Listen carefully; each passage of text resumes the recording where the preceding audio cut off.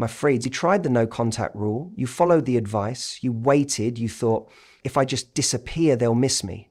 But they didn't, or at least not in the way you hoped. And now you're wondering what went wrong. Let's talk about it, not just what didn't work, but what needs to change in your approach. Not every person responds to silence the same way. That's the part of the no contact rule that most people overlook. You hear it all the time, just go quiet. Stop texting, walk away, they'll notice your absence, they'll come running back. It sounds simple, almost too simple.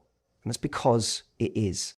No contact is often portrayed like some kind of magic wand. Disappear for a few weeks and boom, your phone starts buzzing, they realize what they lost, and you live happily ever after. But reality doesn't always play by that script. Sometimes you pull away and all you're met with is silence, no reaction, no regret, just indifference. And that silence cuts deeper than any message they could have sent.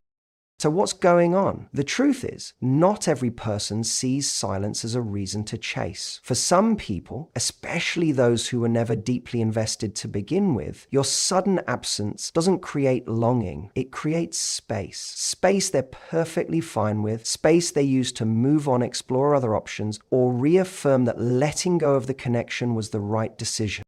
Silence isn't even seen as strength. It's interpreted as emotional immaturity or manipulation, or worse, indifference. And the moment someone thinks you're trying to get a reaction out of them by going silent, the power you thought you had dissolves completely. You become predictable, you become readable, you become someone playing games, rather than someone living life. That's the hard truth. Silence without emotional growth is not power, it's posturing. People don't just miss your presence, they miss your value. And if they never deeply connected with your value when you were there, your absence won't change that. Silence only amplifies what already exists. If they already admired, respected, or loved you, your distance might spark that longing. But if they were unsure, non-committal, or emotionally distant, no contact often just gives them the perfect exit ramp.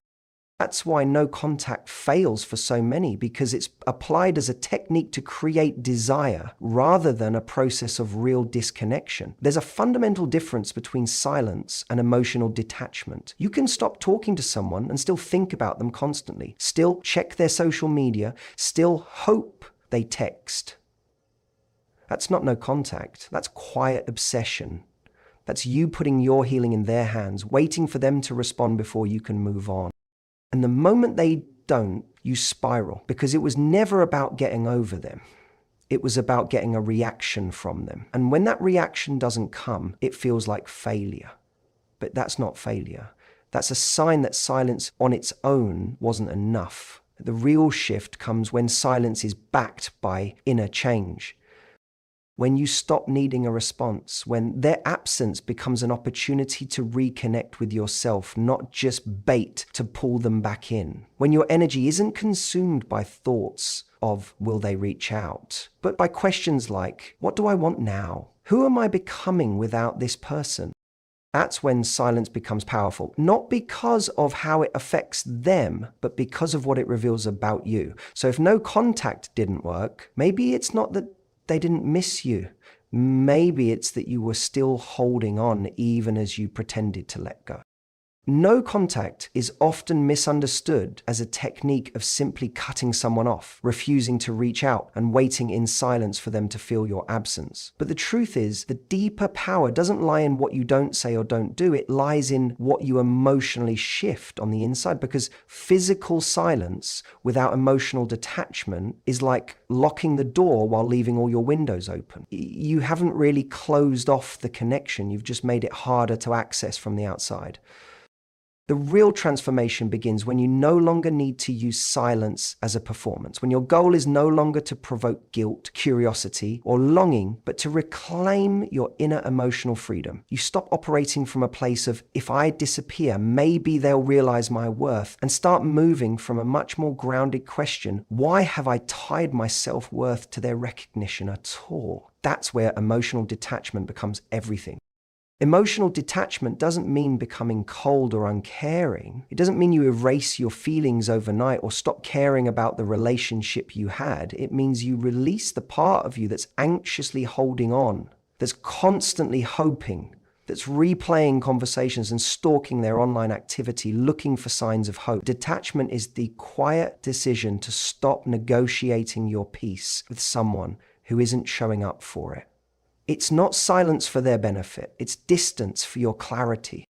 When you're emotionally detached, your silence carries a different weight. You're no longer waiting for their response to feel validated. You're no longer stuck in that limbo of, should I reach out? Or what if they forget about me? Because your value isn't hanging in the balance of their attention anymore. It's anchored in your own sense of self-worth. And from that place, you can truly move forward. Whether they notice or not, people feel the difference between someone who's silent and suffering and someone who's silent and solid. One feels like a tactic, the other feels like peace. And here's what makes that powerful. The moment you shift your focus inward toward your healing, your growth, your future, they begin to sense that emotional pullback. It's not just that you're not texting, it's that your energy isn't lingering. Your mental and emotional availability is gone. That vacuum is what creates real presence. That's when they start to wonder, not because you've played a game, but because they're no longer in the center of your world. But this kind of shift can't be faked. You can't pretend not to care. You can't try to act emotionally detached while secretly checking your phone every 5 minutes. That only exhausts you and deepens the emotional attachment. True detachment comes from understanding that this person doesn't hold the keys to your fulfillment, that your life, your purpose, your joy, none of it depends on what they decide to do next. So many people try no contact thinking it's about removing communication, but what they really need to remove is the dependency, the internal narrative that says, I'm only okay if they come back. That's what traps you. Letting go isn't about pretending the bond never existed. It's about accepting that regardless of how deep the connection felt, you are still whole without their presence. Silence is just the outer form. Emotional detachment is the inner freedom. And when you finally stop needing their recognition to feel valuable, that's when you become truly untouchable. Not bitter, not closed off, just free. When you're in the aftermath of a breakup or emotional disconnection, it's easy to fall into a subtle trap, waiting to be chosen again. You may have gone no contact, stopped reaching out, pulled your energy back, but emotionally, you're still stuck in that invisible holding pattern. Deep down, you're waiting for a text, a call, an apology, something that says you mattered, I was wrong, I want you back. This is the dynamic that needs to shift. Because as long as you are still seeking validation from someone who walked away, ignored your worth, or took your presence for granted, you're giving them emotional power they haven't earned. You're outsourcing your sense of value to someone else's moment of realization. And worse, you're allowing them to remain in the position of the chooser while you quietly hope to be chosen. That's the old dynamic, and it's not serving you anymore. The shift begins when you stop living in that emotional waiting room and start stepping into your own value, not as a performance, but as an identity. You move from the question, do they still want me, to the much more powerful question, do I still want this version of them in my life? This flips the script entirely. Now you're not sitting around hoping for their recognition. You're evaluating if they even deserve access to you at all. This isn't about revenge or playing games. It's about realigning the emotional power dynamic. And the most effective way to do that isn't by shouting your worth, over-explaining, or trying to prove how great you are. It's by showing, not through words, but through your energy and behavior, that you no longer seek validation from them, that you've reclaimed your emotional autonomy. And what happens when you do this? Something very interesting. They start to question their place in your life, because here's the truth about human psychology. People notice when their emotional access is no longer guaranteed. When the person who once made them feel important, desired, or validated suddenly stops orbiting them, a void is created. That uncertainty forces reflection. They start to wonder, did I lose something valuable? Why don't I feel them in my life anymore? Why are they not reacting like before? This is not about manipulation. It's about shifting the center of gravity. Instead of orbiting them, you become the force they begin to feel pulled toward. You don't need to be cold or dramatic to create this shift. In fact, sometimes it's as subtle as not replying right away, not initiating, being warm but distant, friendly but unavailable. You stop explaining yourself. You stop needing closure. You stop doing the emotional labor. You don't chase. You don't correct the narrative. You don't check if they've noticed. You simply live present, powerful, and moving forward. And that quiet strength creates contrast. They remember the version of you who was emotionally accessible, who answered quickly, who always sought resolution. Now they're met with something different, still kind, still composed, but no longer dependent on them. That's when the shift happens. That's when they start seeking your validation, not the other way around.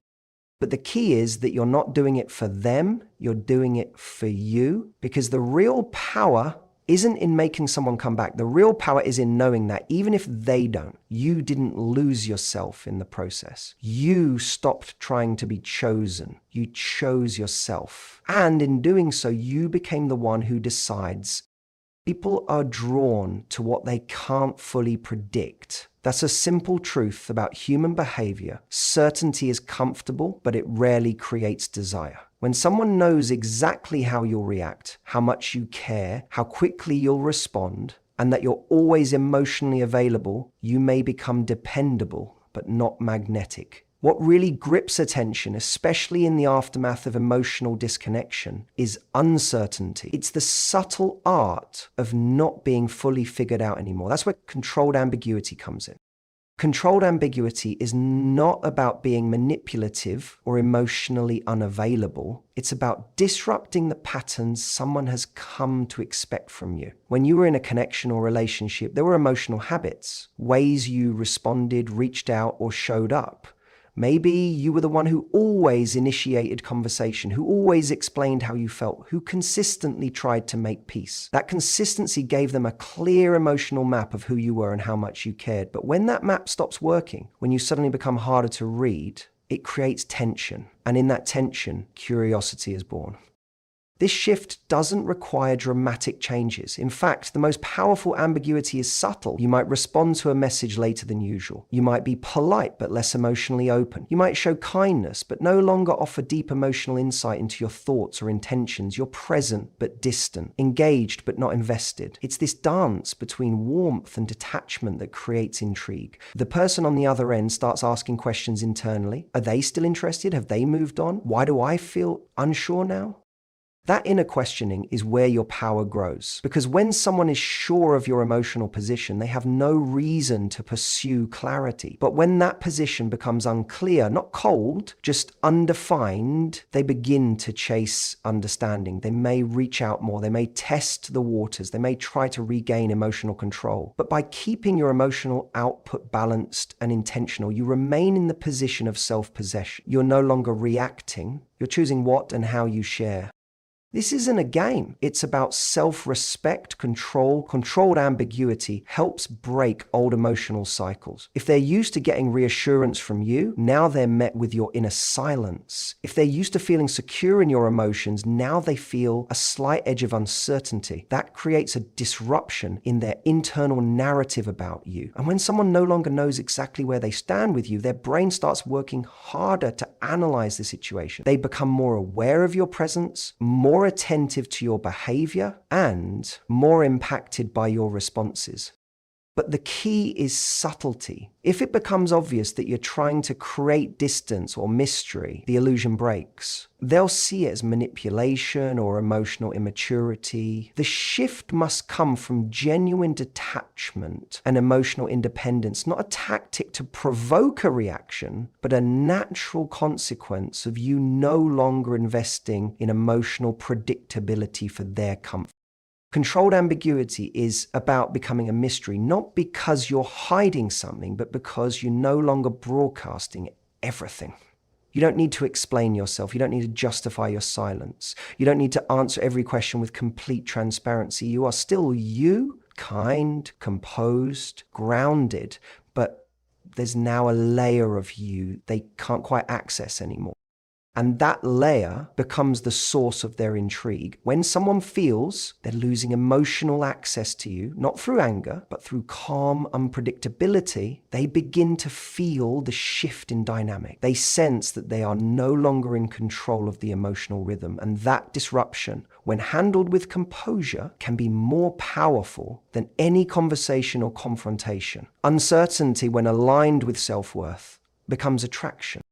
One of the most overlooked yet powerful shifts you can make during emotional detachment or after a breakup is learning to stop needing to be understood. It sounds simple, but it runs deep. The desire to be understood, especially by someone who hurt you or didn't value you, can quietly keep you trapped in emotional bondage. It's that lingering hope that if you just say the right thing, explain your side clearly enough, or express your pain in just the right way, they'll finally get it. They'll finally see what they lost, recognize how deeply you felt, and maybe even apologize. But here's the truth. The need to be understood is often just a disguised need for validation. It's the emotional version of still knocking on a door that's already been shut. And when you're trying to heal or regain your sense of self, continuing to seek emotional understanding from the person who either misunderstood or disregarded you in the first place only prolongs the pain. This craving comes from a very human place. We want our story to be known. We want our feelings to be acknowledged. We want to feel like the way we loved, the depth of what we gave, it all mattered. And if someone walks away without ever acknowledging that, it can feel like a piece of our worth is left dangling in their hands. So we write long texts, we over-explain, we defend our choices. We hope that clarity will lead to closure. But it rarely does, because someone who truly wanted to understand you would have done so already. Someone who respected your emotional experience would have met you with curiosity, not confusion. And someone who really valued your presence wouldn't need a post-exit explanation to realize your worth. If they couldn't or wouldn't hold space for your truth when it counted, what makes you believe they're suddenly going to do it now? That's where the shift needs to happen. Not in them, but in you. You stop talking to be heard. You stop expressing to be validated. You stop explaining as if understanding you is the path to your peace. Because it's not. Understanding yourself is, you begin to realize that not every emotion you feel needs to be seen or affirmed by someone else to be real. Your experience is valid, even if they never acknowledge it. Your love was real, even if they minimized it. Your effort mattered, even if they overlooked it. And the moment you stop chasing the emotional receipt from them, that's when you truly start to move forward. This doesn't mean you bury your voice. It means you start using it differently. You no longer speak from a place of trying to convince someone of your value. You speak to reclaim your energy, your clarity, your peace, not to argue for your worth. And here's the most liberating part. The less you need to be understood, the more powerful you become. Because now you're no longer emotionally bound to their perception of you. You're not performing for their recognition. You're not trying to tie your healing to their capacity to empathize. You're simply walking away, not because they pushed you, but because you chose yourself. You're quiet, not because you've got nothing left to say, but because you finally realize that saying more won't change anything. You let go of the need for them to get it. And in doing so, you get something far more valuable: your freedom. Sometimes the most mature thing you can do is to be misunderstood by someone and let it be. Let them believe what they want to believe. Let them spin their version of events. Let them stay confused if they must. Because the truth is, your peace isn't found in them finally understanding your heart. It's found in you no longer needing them to show. The final and most transformative shift comes when you stop making your healing about them, not about their response, not about whether they regret losing you, not about if they come back, if they miss you, or if they finally realize what they had. True healing is never dependent on someone else's behavior. It's about you stepping into a version of yourself that no longer revolves around their absence.